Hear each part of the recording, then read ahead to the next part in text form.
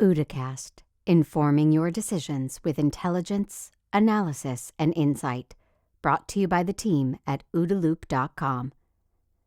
Hi, I'm Matt DeVoe, the CEO of OODA LLC, and thanks for joining us on the OODAcast. Today we have Jim Lawler, who was introduced to me by several longtime friends and colleagues in the intelligence community, and who happened to be the author of a book that I had already purchased and had on my reading list. So Jim had a 25-year career at the CIA in a variety of positions, including focusing on countering the proliferation of weapons of mass destruction, recipient of numerous awards, and led one of the, if not the most successful nuclear takedown team from an intelligence operations perspective in the history of the CIA. So Jim, thanks for joining us. And, with all of our guests, we like for them to give us an introduction to themselves and kind of their career trajectory. Where did you start and how did you get to this point in time? Well, thank you, Matt, for asking me on the program. I kind of backed into this totally by accident. I was in my last year of law school at the University of Texas back in 1976. And as anybody who's a graduate student or a college student in their last year of school, there's only one thing on your mind, and that's, I need a job. So CIA was coming to the law school to interview for attorneys for the Office of General Counsel. And so kind of on a lark, I decided, well, I'll go interview with them. I was interviewing with law firms. Why not with the CIA? And the interviewer was a former case officer named Bill Wood. And we chatted for maybe 3 or 4 minutes. And mind you, he's there to hire attorneys. But he looked at me and he said, Jim, have you ever thought about the clandestine service? And I said, no, I don't know what that is. And he said, well, I can't tell you much about it, but I think you'd be good at this. Well, I did think about it for 24 hours, but the reality was my wife's mother at the time was ultimately terminally ill, and there was no way we were going to be moving away from Texas to Washington, D.C., and then overseas. So I returned the application to him with some regret, but I was facing reality that there was no way we were leaving Texas. And ultimately and sadly, my wife's mother did pass away about 18 months later. But in the meantime, I made a crucial decision to join a family-owned company. I don't know if you've ever been in a family-owned company, Matt, but there's a big problem with family-owned companies, and it's that F word, family. And I love my dad and I love my 2 brothers, and I was making a lot of money. More money than I would ever make again in my life, probably. And I was so unsatisfied. I'd come home at night and it was just so empty. There was no meaning to it. I boosted the company's sales. I probably more than tripled it in 2 or 3 years, but it was just absolutely valueless in my mind. And so I came home, I would complain at night, and my wife, who is a real sweetheart, she stood for that for about 3.5 years. And then finally she said, Jim, either do something about this or stop your belly aching. Well, I had kept Mr. Wood's card, and I jokingly like to say this was before Al Gore invented the internet. So I had to write him a letter. And I said, 3.5 years ago, you and I spoke, and I was interested at the time, but couldn't really pursue this opportunity. Now I can pursue it, and I'm very interested in chatting with you. It wasn't but about 3 days later that I got a phone call from a young gal, and she said, never used the letter CIA. All she said was, Mr. Wood got your letter, and he was wondering if you could meet him next Thursday at 3 o'clock in the afternoon at the Holiday Inn out on the Gulf Freeway. I said, yes, ma'am, I think I can. So I went to that interview. He said, Jim, I'd like to fly you to Washington. And about 2 weeks later, I flew to Washington for about 3 days, came back and waited another, 2 or 3 months. Then they had me come back for another 2 or 3 days. The polygraph test, a physical, the shrink exam, Lord knows how I passed that, but I did. And a few weeks after that, really pretty short order, I got a phone call offering me a job as a GS-11 case officer. Now, the bizarre thing was I had no idea what a case officer did, none whatsoever, but I was so unhappy with this family business. They could have offered me a job on the moon and I would have taken it. And so I said, fine. And so a couple of months later, we packed up the car. My wife was pregnant with our first child. We moved to Washington. And again, Matt, I have to stress, I had no idea what they wanted me to do. What does an operations officer do? I have no idea. Mhm. Now, this was really before CIA had a lot of publicity. There weren't a lot of programs out there. Sure. I think the only movie I'd ever seen was 3 Days of the Condor. I figured it might not be like that. Maybe it would, I don't know. But I was wanting to start this job. And over the next 2 or 3 weeks after I started in February of 1980, then I discovered exactly what they wanted me to do. They wanted me to manipulate people, to exploit people, to subvert people, to suborn people, to convince them to betray a trust, to commit treason, to become traitors to their country or to whatever group they were a member of. And I found out that not only was I pretty good at it, but I loved it. I loved every bit of it. And in fact, they jokingly say that when they hire case officers, they always ask, so how much sociopathy do you want dialed in? And I've had one of my shrink friends, he says, Lawler, you're nothing but a sociopath, but one within lanes. Those lanes are US laws. Mhm. But anyways, that's how I got started in this business. Went on 5 overseas tours consecutively. And finally, that was in 1982, came back in 94 after that 12 years abroad.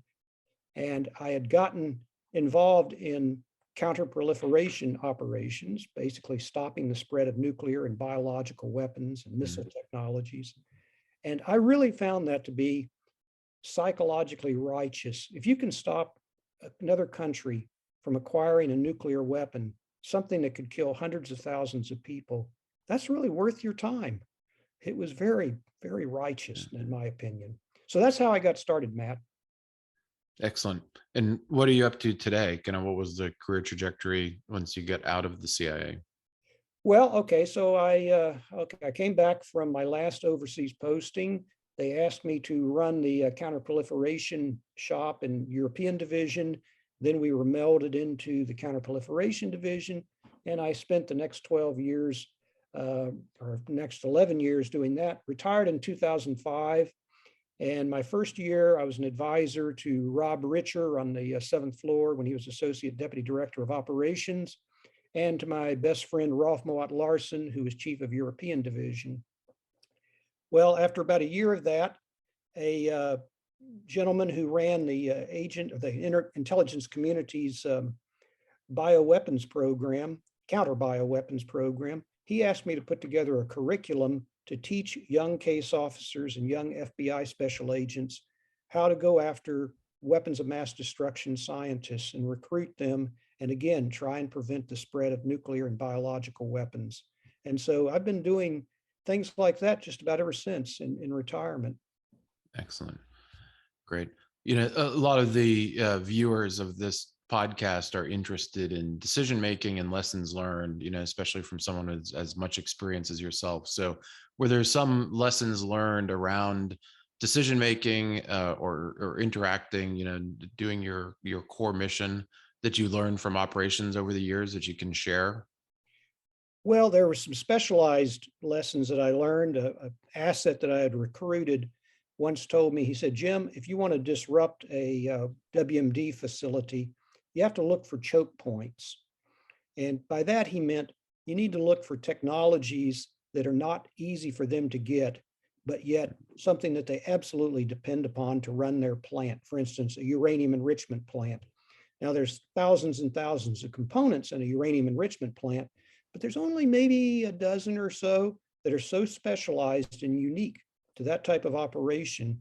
And my asset said, focus on those. You don't have the time or the resources to look at everything, but focus on the choke points. And so I've used that same methodology of focusing on choke points ever since in various operational endeavors that I've made. Another lesson that I learned early on was really one that my great grandfather had used. He was a general in the Union Army. He led the charge at Big Black River Bridge at Vicksburg. And he was basically following General Grant's triple strategy for success at Vicksburg. And those three lessons were move swiftly, do the unexpected, seize every opportunity. And if you do that in operations or even in business, moving quickly, moving swiftly, doing the unexpected, seizing every opportunity. People like to say sometimes, they or jokingly say, Lawler, you're lucky. Well, I don't believe in luck. That old joke about the harder I work, the luckier I get. Yeah. Well, there's a lot of truth in that. And I think that during a lifetime, almost everybody gets equal chances, equal opportunities. It's just part of life. You get these opportunities. But there are a lot of people who either don't recognize an opportunity when they see it, or they'll run screaming from it. I've known case officers like that. Well, they must be out to get me, giving me this chance. It's like, no, they're not. This is actually an opportunity. But there are a small number of people who they not only recognize an opportunity, but they're not afraid of it. They seize it and they run with it. I won't say I've run with every opportunity. I haven't. But I honestly think that successful case officers and successful businessmen, it's all that. You make your own luck. You make those opportunities. You're networked. You're out there. You're meeting people. So that's my philosophy. Yeah, that was one of my core tenets. One thing that has spanned my career has been my work as a red teamer. First red teaming cyber systems for military and intel in 95, and then on things like the defense adaptive red team, where we looked at WMD proliferation and all of these other complex issues, and then business red teaming. And one of my core tenets or lessons learned is don't call it luck. Really, it drives me crazy when somebody says in an operation or in a red team, and then we got lucky. It's like, no, you didn't get lucky. You drove yourself to a point through the decisions that you made and the actions that you took that allowed you to take advantage of the situation that was before you. It wasn't luck. It was the prior work that got you there. So definitely share that conviction with you. I also like the discussion around doing something unexpected. Can you give us an example of a time when you did something unexpected that kind of changed the outcome of an operation or made it more successful than you anticipated? Well, I'm kind of a contrarian thinker. In fact, Jim Pavitt, who was the deputy director of operations for a number of years, he had been my boss when he was chief of the Counterproliferation division. And then when he became DDO, ADDO, and then DDO, he used to call me into meetings, and we'd have a big meeting, 5 or 6 or 7 of us sitting around discussing an operation. And many times he would turn to me and say, Jim, give me a different point of view. I thought that was good. He knew that I had kind of a different perspective on things sometimes. And it wasn't that I wasn't negative, but just give me another viewpoint on something like that. Trying to turn what could be a failure into a success is always something that I'm looking for. I'll give you an example. I was posted in a European city. One of my cover positions was that as a consul. I mean, I had to take the consular course and was legitimately, I have a certificate that says I'm a consular officer of the United States government. Well, in this particular city that I was posted in, we knew that there was a guy who was a member of Hezbollah. In fact, he was the chief of Hezbollah for the entire country, for that particular country that I was posted in. Now, what do you think the chances are that a guy who has a Texas accent, a white guy like me, can recruit a Hezbollah guy? I think not a lot. But how do I turn a failure into a success? And so I thought, okay, I'm going to write to headquarters and see if I can find a case officer or a non-official cover officer who is basically fluent in Arabic, basically from his ethnic group. And what we're going to do is I'm going to have this guy come here, because I knew that this Hezbollah guy, believe it or not, he was applying for a US visa. He wanted to go to the United States. Now, I also know there's no way in the hell that the FBI or his State Department is going to allow me to give him a visa to go to the United States. This guy is the head of a Hezbollah cell in this European country. So how can I turn this failure into something that's unexpected? So I got the CIA officer, the deep cover officer, who was an ethnic Arab, to come in. I had a picture. This guy had already submitted a visa application, so we have his picture. So I set up an appointment with the Hezbollah guy to come at 9 o'clock some morning. And I told the non-official cover officer, I said, I want you to get in line right there with him. And this is what we're going to do. Well, okay, so the Arabic case officer, he goes and he stands right behind the Hezbollah guy. He doesn't say anything to him, but he pulls out this passport that's very distinctive from a certain Arab country, and he's just holding it there right behind the guy. Well, the guy's just kind of looking around. He kind of looks down. He sees the case officer there with his Arabic passport. And so he knows that it's a kind of a fellow countryman. So he starts chatting with him. So they're chatting for the next 20 minutes in Arabic as they're going up to the embassy, up to the consular office there. By the time they get to the front door, they're best buddies. Okay, so they come in, and then this was where we scripted it. I was the interviewing officer. So the first thing I do is I turn down the Hezbollah guy, reject. Then I took the non-official cover officer and I rejected his as well. So now they're both pissed at me, and they go out there, oh, God damn it, and just cursing up a storm, but that's bonding the two of them. Guess what? Our knock officer ends up recruiting the Hezbollah guy because now they both detested me, and they're going out, and he ran him as a source. And I'd like to say he was one of the ones that helped prevent a big bombing in South America. Hezbollah has had some real atrocities in parts of South America. Sure. Well, this knock officer we turned basically a failure into a success. Excellent. Cool. I love that story. A lot of fun. You also got some awards for being the chief of the AQCon Nuclear Takedown Team. Can you explain for those that aren't familiar, based on what's publicly available, Sure. kind of what happened with that team and what you're able to accomplish? Yeah, I can try and compress this. It was a long story. In fact, the project took about 8 years, 8 or 9 years of my life.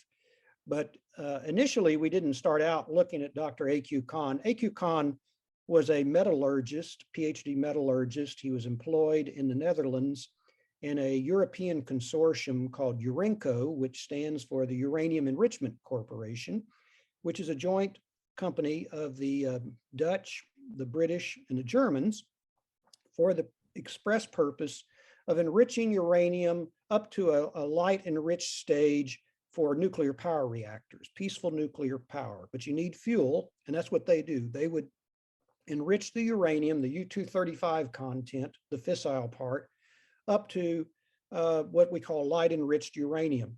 Well, if you run that uranium hexafluoride through the centrifuge piping enough, you can get it up to highly enriched uranium, which is what you use in a nuclear weapon. And so you just run it through again and again and again. You continue to really enrich. When they say enrichment, they mean raising the content from, say, 3 or 4% up to 85 to 90% highly enriched uranium. That's what makes a bomb. And in fact, if you don't have the fissile material, you don't have a bomb.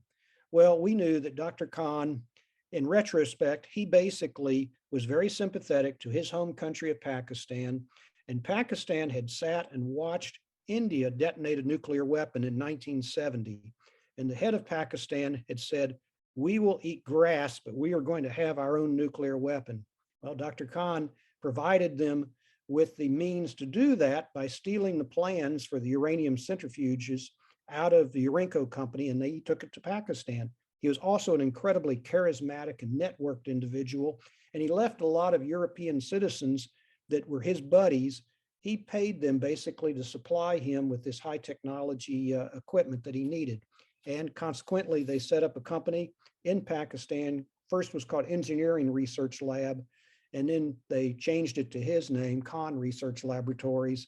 And they were the ones that provided Pakistan with the fuel, the highly enriched uranium for nuclear weapons. Now, what the Pakistanis didn't know was Dr. Khan, who had a tremendous ego, decided to take nuclear weapons private. And so he had found customers overseas, and my operation discovered what he was doing, much to the amazement of a lot of people who thought that nobody would ever take nuclear weapons private, but he did. And he found Libya as one of his first customers.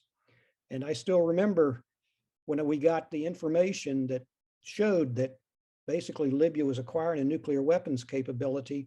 A senior officer said, that's impossible. If Libya were acquiring a nuclear weapons capability, we'd know about it. Well, 3 or 4 weeks later, I had the smoking gun proof that what I told him was right. And so we were positioned overseas, strategically positioned, shall we say, to penetrate his network. I got this idea from a counterintelligence course I had attended. I don't know if you're familiar with the name Felix Dzerzhinsky. I'm not, no. No? Okay. Well, every intelligence officer should know that name. Dzerzhinsky was the man that Lenin appointed to run the first Soviet intelligence service, the Cheka. And Dzerzhinsky was a Bolshevik. He was actually a Pole. He wasn't a Russian, but he was faced with an existential challenge in the Soviet Union in 1917, 1918.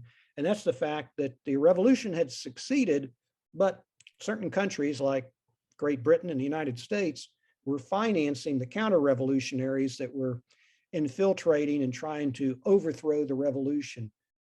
Well, Dzerzhinsky struggled with this challenge, and he said, in order to defeat the counter-revolutionaries, I'm going to become one.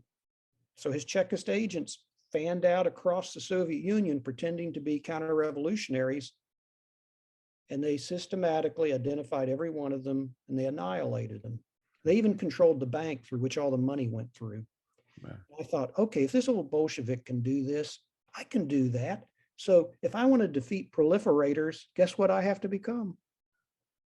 A proliferator. Yeah. So we put little companies overseas, trying to sell, supposedly, ostensibly going to sell things to bad guys. And by doing that, we penetrated their lines. We penetrated their supply lines, their supply chains. We identified their people. And over that 8 or 9 year period, we were finally able to bring them down. Excellent. Cool. So the one part of your career trajectory that you left off was that you became an author and wrote a book called Living Lies, a novel of the Iranian nuclear weapons program. So I want to ask you a couple of thematics from the book, but first I'd like to ask, why write a book? What impassioned you to put word to paper and kind of tell this story in novel format? Well, I've always had an aspiration to write a novel.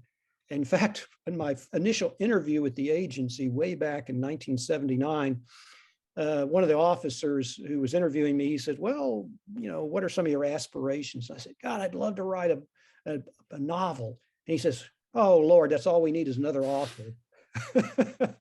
Well, I mean, he was reacting to some guys who had, like Frank Snepp and some others who had divulged classified information. Mm-hmm. Philip Agee was a real, he exposed a lot of CIA officers. That's not what I meant at all. I just wanted to write some fiction, some espionage story.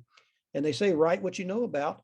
So along about 2015, during the first set of nuclear negotiations with Iran, I was chatting with a friend of mine, Rolf Moat Larsen, I mentioned earlier. Mm-hmm. And I said, this is all well and good, but what happens if they cheat? And then I started thinking, gee, that'd make a pretty good novel. The Iranians, they convince us to come back to the table and they decide, okay, we want relaxation from all these sanctions. Well, then we're going to pretend that we don't need an enrichment program. And in the book, they don't need an enrichment program because they get the fissile material elsewhere. Mm-hmm. I mean, basically, if you've got the material, you don't need to go to the expense and trouble of enriching uranium. So it turns out to be a win-win for the United States, a win for the Iranians, except what we don't know is they really do have a covert weapons program that they've hidden. And it's run by a very narcissistic, brilliant Islamic Revolutionary Guard Corps general who has basically ridden his uncle, who's a Grand Ayatollah, his robes, his coattails. He's ridden him up all the way into the senior ranks of the IRGC. And then he proposes to his uncle, who he's also engineered into becoming the supreme leader. He convinces him, we need a whole card. We need an ace, in our cards here. I need to run a covert nuclear weapons program. So it's a story of at least, a couple of CIA case officers, an FBI special agent, and how they recruit some sources inside of Iran. But the Iranians are not stupid, and they run a very, very bright double agent at us. And this double agent convinces a lot of the negotiating team on the American side that the Iranians have come clean and that, everything's well and good. Let's relax sanctions. Well, in fact, they haven't, but they've manipulated one particularly gullible case officer, and the White House is wanting to hear this. They want to know that we've got peace in our times. Well, but we don't. So that's kind of the theme of the book. The confirmation bias of it. There's a couple aspects of the book I'd love to ask you about. You and I have met a few times over the years. We determined, and I'm probably thinking at Rob Richards' retirement parties, maybe the first place. Now that we start talking about it, there is one character though who starts talking about the magic of recruitment and running an operation, and that was kind of one point in the book where I felt like this is something that's deeply personal to Jim. That is a kind of a deeply held belief or something that he connects with based on his career. So can you step us through, what is meant to be implied by kind of the magic associated with recruiting these human assets? So I based a scene early in the book. There's this case officer named Lane Andrews, and he believes, as I do, in what I call the metaphysics. And the metaphysics is a certain indefinable quality that some top recruiters have that you can't explain it any other way, how they actually make that connection with a recruitment target. But I've experienced, and I know a small number of really top class case officers that know what I'm talking about, where you can make a mental link with somebody, and it's partially, it's like hypnosis. Part of it is suggestion, but then there's part of it I can't explain. A knock officer who's a student of mine once asked me if I was familiar with Dr. Milton Erickson. I said, no. He said, well, Milton Erickson was the guy who developed hypnotherapy. And he says, you don't know it, Jim, but you use a lot of his same techniques. I think that explains part of it. I have a soft voice. It's a reassuring voice. At least one of my assets told me that when they talk to me and they listen to me, it's like their brain is in a warm waterbed. And I'm a non-threatening person, and I relax them. But there's something more to it than that. And one scene in the book actually happened to me. A couple of neuroscientists, these are PhD neuroscientists over at the agency, wanted to talk to me about the subject of the magic of tradecraft.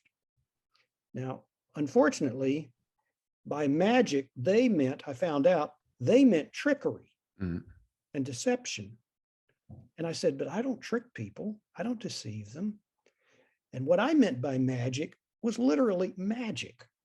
And they said, well, that's not possible. And I said, okay, let me give you an example. If you had been living in the 1880s and you had seen a jet aircraft go overhead, you might have said that was magic because you didn't know the aerodynamic principles that would justify, an airplane flying or a jet airplane flying. And yet 20 years later, in 1903, the Wright brothers flew a plane. That wasn't magic anymore. So I said to them, these two neuroscientists, I said, so it's possible, I think, that 20 or 30 years from now, neuroscience will actually identify what I'm talking about, that there are some people that can metaphysically somehow connect with another person and get them to do what they want them to do. And they looked at me skeptically. And then I said, okay, so you're telling me that the field of neuroscience is complete? Well, no. And then one of them said, well, it'd be kind of fun to watch you work a cocktail party. And I said, I'm sorry, but I don't do parlor tricks. But I honestly do believe that there's a small, otherwise, how do you account for a small fraction of case officers that do most of the significant recruitments? And so in my book, Lane and a few others are part of what I call the guild. And the guild are these people who are absolutely top-notch ace recruiters And their recruitments are the ones that change history. Yeah. Excellent. Cool. Yeah. And I had the feeling that that was a highly kind of personally held belief about your work, when I read that section of the book.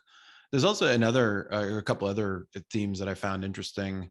And I don't want to give away, given it's a work of fiction, I want people to read it. So I don't want to give away the plot lines, but from a recruitment perspective, both the person that's recruited and one that volunteers, both kind of come out of an affinity for Western culture. They've been to universities in the United States. One is a jazz musician, and I'll do the reveal and show you Miles Davis over my shoulder there, which I know you'll appreciate. That resonated with you.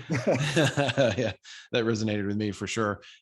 So what do you think that this, the role, of the United States as kind of a global cultural leader, something that people aspire to come here and to study and absorb our culture?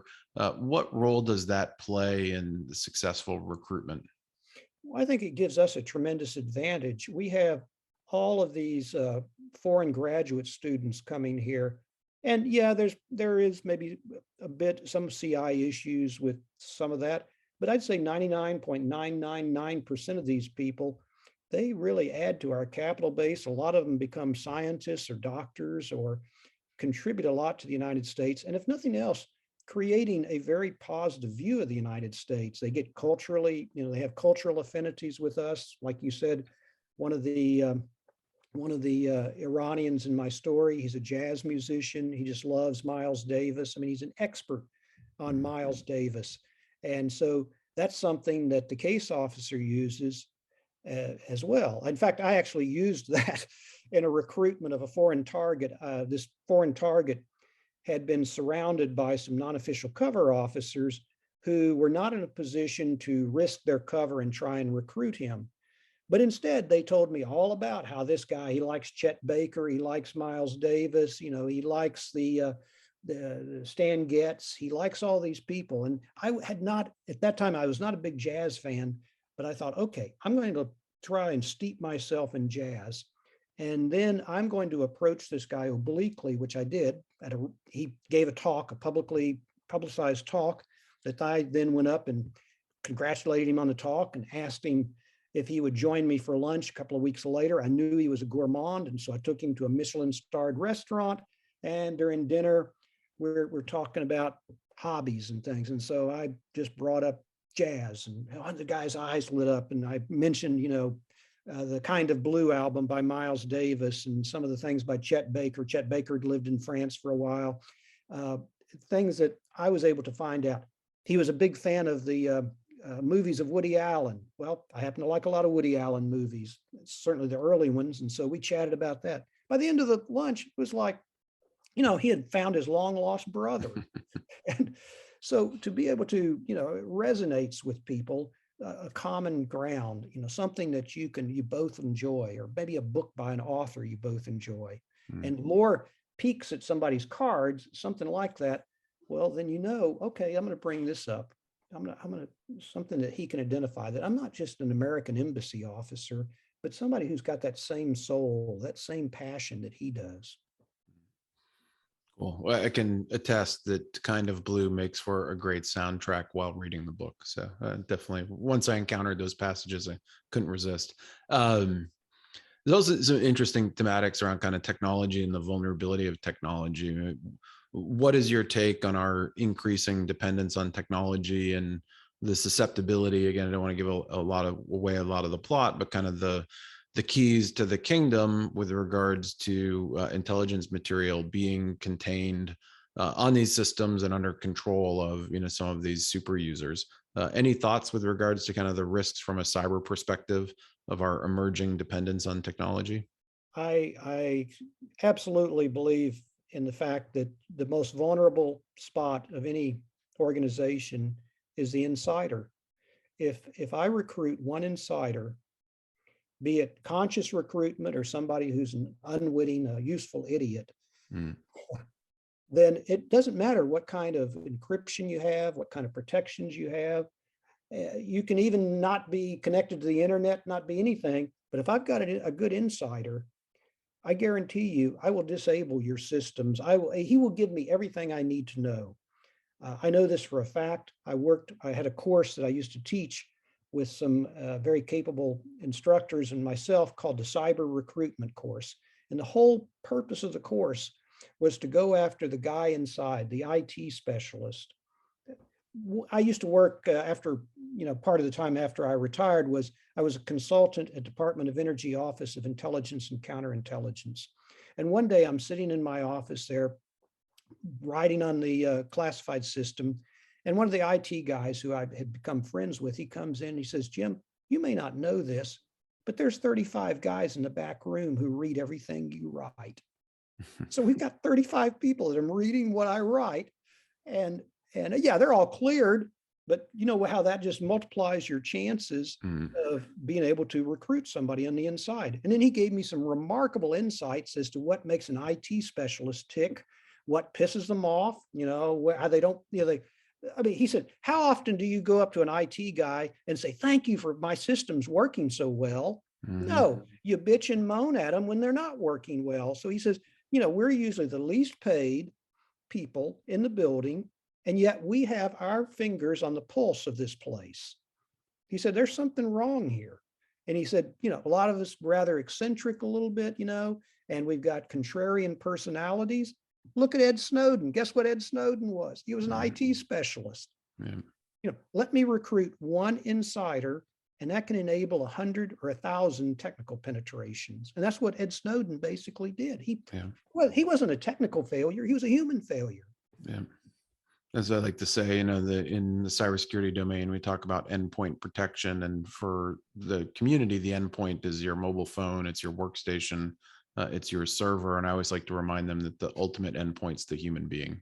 Absolutely. And that's the game changer, is the human being. If I want to penetrate an organization or a country's defenses, I'm looking for the person that I can recruit, the person who doesn't feel appreciated, the person who is, I've recruited more people because they were pissed off at their boss than for any other reason. They're going through stress. I like to say, I never, ever recruited a happy person in my life. You don't recruit happy people. You recruit unhappy people, people that have got an axe to grind. And the reason they do this, your parents, my parents, most people grew up where you're taught, don't betray your family, you don't betray your country, things like that. But I've had at least several of these people tell me that they felt like they were betrayed first. Their boss stole credit for what they did. And so now they can't stand this guy. So no, I'm not betraying. They betrayed me first. I'm just evening the score. That's how they justify this, unless they're a pure narcissist or a psychopath or pure sociopath. Sure. That's how they balance this, they started this. I didn't. So you obviously, given the book, demonstrated some familiarity with the technology landscape, but also just this job of espionage is changing as we tend to migrate towards having our relationships over technology. We're doing this call over Zoom. People are building and operating in the metaverse. What kind of challenges do you think that the intelligence community is going to have to overcome to be able to engage in recruitment of assets in this new landscape where most of the interactions might be in a cyber domain? Well, it's funny you asked that, Matt, because I've been asked, I'm a member of an organization called AFCEA. It used to be something like the Armed Forces Electronics Association. It's a huge organization, a lot of DOD people, intelligence community people. Well, I'm chairing a panel at our Intel Symposium in the spring on something called ubiquitous technical surveillance, which means all the cameras, all the biometrics, everything that's out there that makes life for me and my fellow case officers very difficult. Well, I've invited three people. We're going to have 4 people on this panel, and 3 of the people are personal friends of mine. One of them is Paula Doyle, who is the former Associate Deputy Director of Operations for Technology. Another one is FBI Supervisory Special Agent Ed Yu. Ed is just a brilliant special agent. He's now at the DNI, and he's the National Intelligence Officer for Emerging Technologies. And then my third choice was Doug London, who just wrote the book, The Recruiter. And Doug is a really crackerjack case officer, served multiple tours overseas, and he's an excellent street man. And so we're going to discuss in a classified environment, what should we be doing? What are our greatest concerns? What are our nightmares about ubiquitous technical surveillance? How do you overcome this? How do you spoof it? How do you disrupt it? How do we develop our own systems to disrupt their operations? So you have to look at it from both a defensive and offensive point of view. But don't let it shut down operations, because you know, the Israelis have a cardinal bedrock counterintelligence principle, and that's swiftness. Swiftness is your best defense. A good example of this was, you may recall, I think it was about 10 years ago, there was and I can't remember if he was no, he wasn't Hezbollah. He was another, maybe it was Hezbollah. There was a terrorist in Abu Dhabi or Dubai, and a Mossad hit team went in and they got the guy. Okay. Now, in doing that, there's 5 or 6 or 7 of these guys, and their faces and everything were on all these cameras and things like that. And so some of my colleagues were saying, this was just a, big failure. What it was, a blown operation. And I said, no, wait a moment, hold off. Okay. I've run teams, not a hit team, but I've run entry teams. And right now, your biggest goal is get your team in and get out safely. That's your top commitment, right? Number 2, get the target. Okay, they did that. They got the guy and they got out. Sure, they blew their aliases. Maybe they can't go to certain countries anymore, but they moved swiftly. They got in. They were so focused on this guy because he was a terrorist, and they got him. They got out. Sure, they had the cameras and everything there, but by getting in and getting out quickly, they succeeded. And I would have been very proud of them. Something to be said for continuing to operate given the changes in the domain, right, of operation, where some people might be crippled and be like, we can't hit him at the hotel because we're going to be on camera. Whereas it seems like with that Israeli operation, they said, the operation continued despite the changes in the domain, where they knew that the assets would be blown, people would be photographed, and there was the inevitability with regards to that being discovered and analyzed and posted on YouTube, but they went forth with it anyway. It was that kind of continue to operate, instead of finding excuses not to operate, given that the landscape has changed. I mean, there are some targets and some operational objectives that are so great, you just have to accept the risk. You have to try and minimize the risk. In fact, a lot of what we do in the world of espionage is being able to properly appraise how much risk is there, minimize the risk to the extent possible, and then move swiftly, get in and get out. Make sure you protect your people. And don't, like the Russians, put them on TV saying that they were just tourists walking around. Well, you have to hand this though to the Russians. They never let anything stop them. They don't, back in the 80s, I think the French expelled, in the farewell case, I think they expelled like 85 Russian intelligence officers. I guarantee you they never ceased operations in France. Yeah. They kept going. They had their illegals there. They had their deep network people there. So the one thing you got to hand to the Russians is they don't give up. They just keep coming. I want to shift gears here just a little bit real quickly and ask you, what do you think is the greatest threat facing us here over the next decade? Well, I think we've been facing it ever since 9/11. We let 9/11 dominate our focus for far too long. I'm not saying we shouldn't have been focused on it. We should. 3,000 Americans lost their lives. But while we were consumed with the terrorist target, I guarantee you that the Chinese, the Russians, the Iranians, everybody else is having our lunch. And so I think we're, and they never stopped. In fact, they've increased their presence. The Chinese, I like to say, it's almost like in the Korean War, they're running human wave attacks at us. It is just, you heard Director Ray the last day or two saying he just can't believe the amount of Chinese espionage. Well, it's true. It's right. They're running at us. But as far as the biggest challenges, being able to justify to an American public budgets for the intelligence community they were willing to give us anything we wanted after 9/11. Well, things start to fade into the rear view mirror after a while. We haven't had a serious terrorist attack really on the United States since then. So it's been 20 years. And they're going to start thinking, well, okay, we've got this under control. And so therefore the intelligence community budgets might sink. And I'll be the first to tell you, there's probably been a lot of fat, there's a lot of waste, but we don't sometimes focus on the right thing. Okay, I'm a HUMINT guy. I strongly believe in HUMINT, but I also believe in what we call blended operations, meaning all source intelligence. I used to see my job in my last position running the counterproliferation project that I did, almost like a symphony conductor. I'd have the chorus, that's the HUMINT. I'd have the woodwinds, I'd have the strings, I'd have all these other things going on. And I had to be able to bring it all in, the SIGINT, the HUMINT, the CyberInt, all of these ints together, and not at the expense of one another, but blended, and they each became stronger because of the fact that now they could, we recruit somebody on the inside.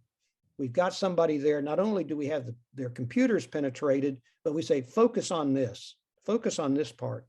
You can have access to somebody's computer and be so overwhelmed that you don't know how to prioritize, how to triage. But if you've got somebody who says, now look at these folders, look at this here. And by the way, it may say this, but that's not what they're going to do. That's their goal. But in fact, they're going to fall far short of that. And they're only going to go after these fallback things. So having a human that knows, okay, here's what this really means. Here's what we really are going to do. Very contextualize it, right? Is what becomes important. Excellent. Love the insights. Appreciate you taking the time to chat with us.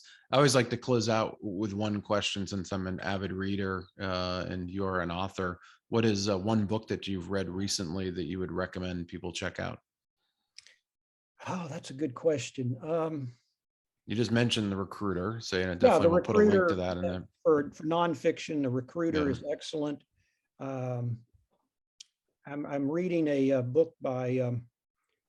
I'm currently reading the book called First Casualty, about the losing Mike Spann. Yeah. Excellent book. He was our first casualty in the war on terror. The author, Toby Harkness, I believe his name is. Excellent book. It's an easy read. For fiction books, of course, I'm a big fan of Jean Le Carré. I really like his books. There's a Brit, Mick Herron, Herron, who has written a book. The first book was called Slow Horses, and it's about members of MI6 that are not the swiftest horses, but it's pretty good. It's a whole series that he's written. I'd like to read some books by Charles Cumming. I've got him on my list. I want to read some more of Alma Katsu. She's a former agency officer and has written a number of books. I'm always interested in more books, not just espionage, but all kinds of fiction. Sure. Yeah, absolutely. Those are great. And as always, we'll put links to those recommendations, when we publish the podcast. So, Jim, thank you so much for joining us. I enjoyed the conversation. Lots of useful insights and great stories. And obviously the best lessons learned to pass on are the ones that were actually operationalized in the field. So I appreciate you sharing some of those direct experiences with us. That always makes the lesson behind a little bit more meaningful. Thank you a lot, Matt. It was a pleasure for me to be on your program. Thanks for listening to this OODA Loop production. For the latest analysis on cybersecurity, technology, and global risks, please visit www.oodaloop.com.